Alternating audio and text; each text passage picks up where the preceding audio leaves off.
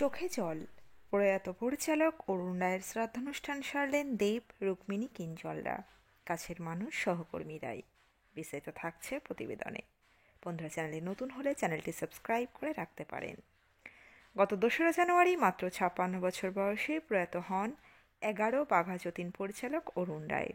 রবিবার তার শ্রাদ্ধানুষ্ঠান সারলেন ইন্ডাস্ট্রির বন্ধুরা। নতুন বছরের শুরুতেই বড় ধাক্কা খেয়েছে টলিউড। খাদানের সাফল্যের মাঝেই কাছের মানুষকে হারিয়েছেন দেব, রুক্মিণীরা। ক্যান্সারের সঙ্গে যুদ্ধে হেরে না ফেরা দেশে চলে গিয়েছেন পরিচালক অরুণ রায়। 2011 সালে 11 ছবিটির মাধ্যমে টলিউডে পরিচালক হিসেবে পা রাখেন অরুণ রায়।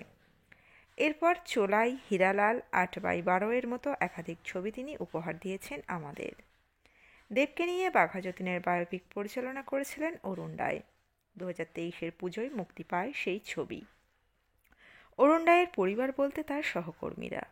আর রবিবার অরুণ রায়ের শ্রাদ্ধানুষ্ঠানও সারল তারাই। দেব, রুক্মিণী, কিঞ্জলরা এদিন তার শ্রাদ্ধানুষ্ঠান সম্পন্ন করলেন। চোখের জলে শেষ বিদায় জানালেন অভিনেতাকে।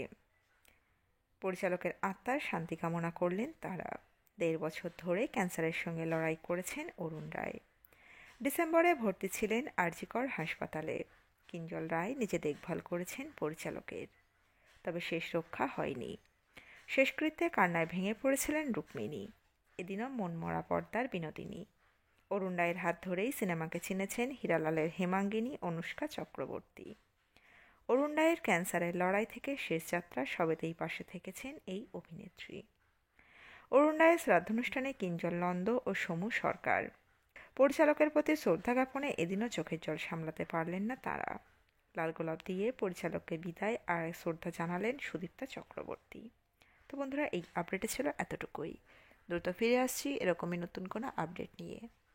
অজানা গল্প চ্যানেলের সঙ্গে থাকার জন্য সকল দর্শক বন্ধুকে অসংখ্য ধন্যবাদ। দেখতে থাকুন, চোখ রাখুন অজানা গল্প চ্যানেলে।